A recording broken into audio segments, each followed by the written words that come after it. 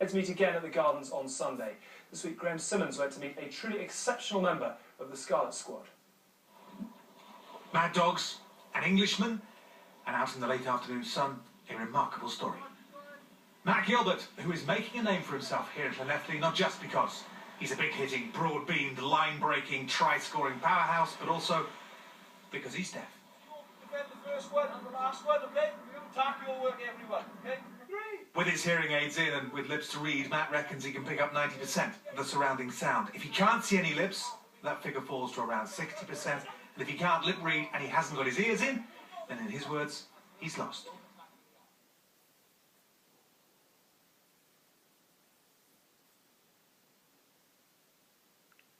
If you were in the kitchen and there was an orchestra playing in the living room, unless somebody told you, you wouldn't hear it.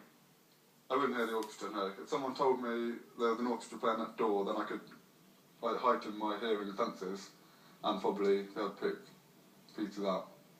So in terms of when you're in a match, Matt, the hearing aid's in, under the scrum cap? Yeah, under the scrum cap, yeah. So what happens when it's raining? I wrap them in little plastic bags and give them their own waterproof. If you played croquet, none of this would matter too much. But in a fast-moving, high-impact team sport, it matters hugely. Communication, obviously, is the challenge. Referees, line-out calls, but above all, radio talkback with his teammates. Obviously, I need to, communicate with who I've got, what attacker I'm going to be defending and who's got who.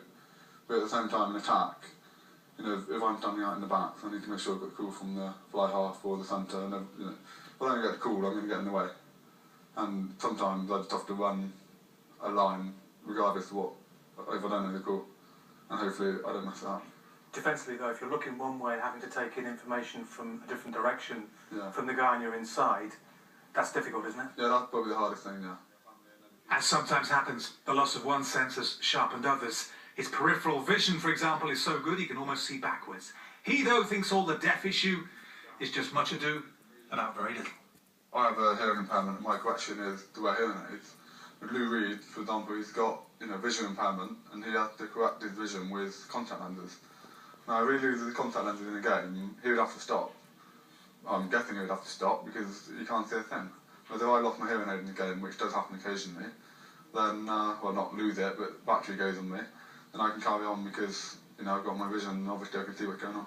So you think people make too much of a fuss about the fact that here you are a deaf rugby player? Yeah, definitely. Will you doubt whether Rhys Williams would agree with that? The 6-year-old and the 26-year-old met last year on a bouncy castle at a Scarlets community day, and they have been best mates ever since. Neither prepared to let their deafness come between their ambitions or their sport.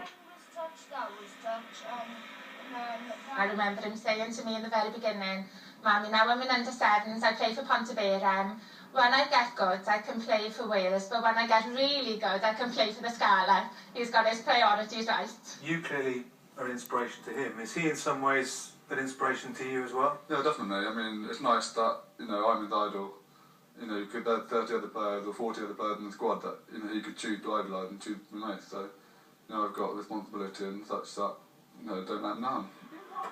The best compliment you can pay Matt Gilbert is that if you didn't know, you wouldn't know. Certainly the sense he's best known for in the dressing room is his sense of humour. Being the only Englishman here with Ben Morgan, are they clannish? Yeah, when Nigel announced that Ben was decided to play for England, there was a profound silence across the team room, and just one solitary round of applause from Matt, who gave him a standing ovation. Really, he was pretty chuffed that he'd decided to wear the white of England. Matt, to be fair, when he's had his opportunity this year in the LV Cup and in Europe and in the league, he's taken it. And for the fact that we've got a glut of very good back row players, it's a tough position, it's a tough challenge for any player to be in, and he's competing as well as anyone in that position. Certainly Matt Gilbert is not shy of a try. There was this absolute stonker of a score away at Castor Olympique in the Heineken Cup last January, and not forgetting, of course, his sniffers try at Franklin's Gardens in the same competition last November. A famous win that day that stiffens the resolve for the Scarlets' return visit to Northampton this weekend. We've got a fantastic young squad at the moment, even with the Welsh boys away. And they're missing internationals as well, but I think their squad had probably got more bigger names than foreign names. But we proved before that we can manage without the Welsh internationals. And I think we can prove that again. Matt Gilbert doesn't consider himself to be extraordinary, and while many won't agree, plenty will understand what he's driving at. Indeed, the day he's talked about solely for what he can do, rather than for what he can't hear, well, that'll be the day he looks forward to the most. Well, certainly the way he's playing at the moment, it seems utterly irrelevant, doesn't it? And yet, given how rare a situation it is for him to be playing, with his deafness, it is remarkable, isn't it? Yeah, absolutely. And Graham Simmons is spectacular, as always say. If you didn't know, you wouldn't know. And to be in this environment, I mean, at the very, very, very junior level coaching I do, communication is everything.